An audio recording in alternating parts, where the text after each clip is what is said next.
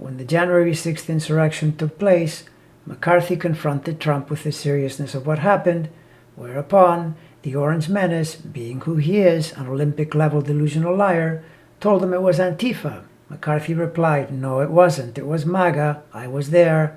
I saw them," which of course Trump didn't like. Now a few days passed, and in a House speech, McCarthy stated unequivocally that Trump was responsible for what had happened.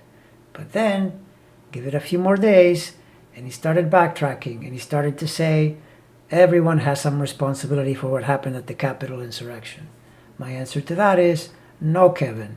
Up yours with that logic. You can take that line of thinking and shove it. The blame is all with your Orange Menace boss and with all of you pathetic sycophants who traffic in lies and follow his cues. In his chart, the January 6th and the consequent rattling he must have experienced is best understood by the precise transiting Uranus square to his sun. In response, he did say some truthful things about what happened, but don't be fooled.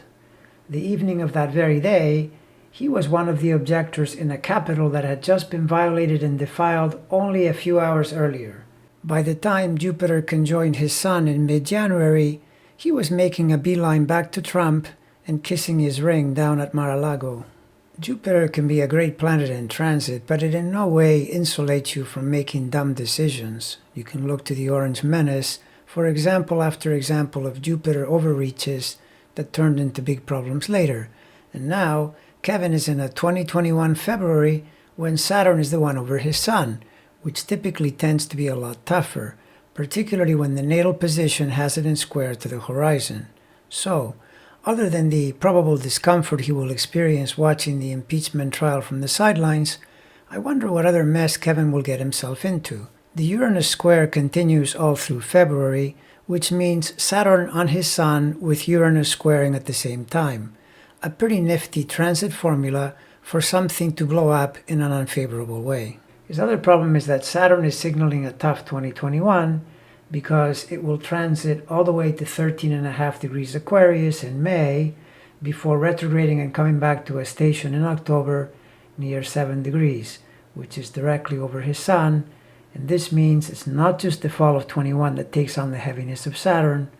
Pretty much the entire year until November becomes a tough Saturn year, and basically when you are in your actions and in your thinking an irresponsible lackey, don't be surprised when Saturn, the planet of responsibility, tends to make things tough for you.